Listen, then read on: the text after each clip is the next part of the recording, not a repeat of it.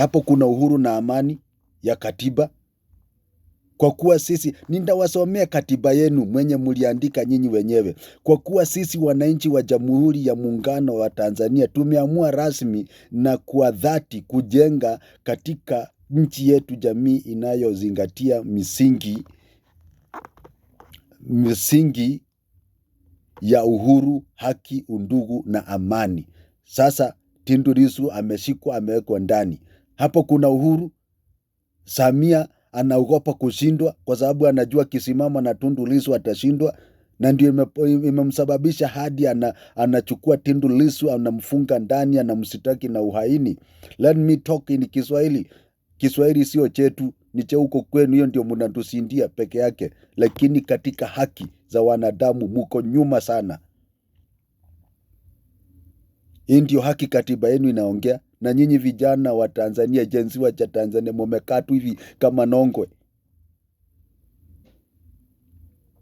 Ingine inasema, na kwa kuwa misingi hiyo yaweza tu kutekelezwa katika jamii yenye demokrasia ambayo serikali yake husimamiwa na bunge lenye wajumbe waliochaguliwa na linalowakilisha wananchi, na pia yenye mahakama huru zinazotekeleza wajibu wa kutoa haki bila uoga wala upendeleo wote. Mimi nataka kukuuliza nyinyi wa Tanzania, hii mahakama yenu iko na haki? Hawaoni kesi ya Tundu Lissu ni ya kisiasa, lakini wanamweka kule tu? Mahakama yenu sio haki, ni ya kufinyiria wa Tanzania, na hamwezi kusimama mkuje mutetee nchi yenu.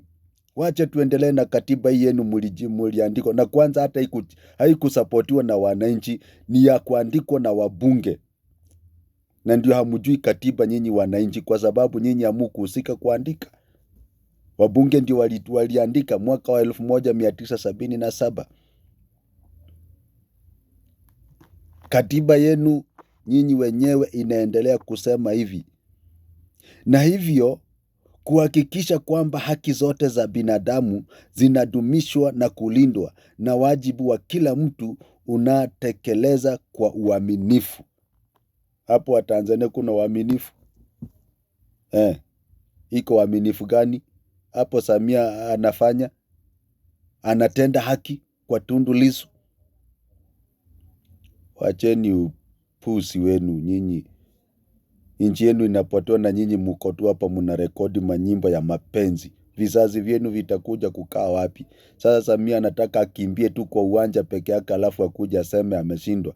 Na ndio anataka kuhakikisha Tundu Lissu hajatoka, kwa sababu anajua Tundu Lissu akitoka atashindwa. Tuendelee na katiba yenu niwafundishe, kwa sababu nyinyi wananchi wa Tanzania hamuna katiba, hamjui katiba. Inabidi sisi wa Kenya tuwafunze katiba yenu.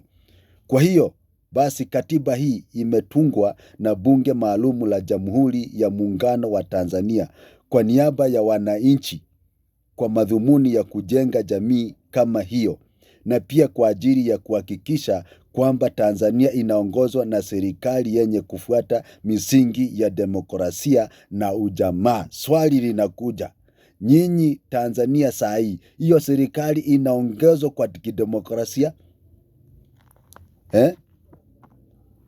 Inaongozwa kwa kidemokrasia? Inaongozwa kwa demokrasia?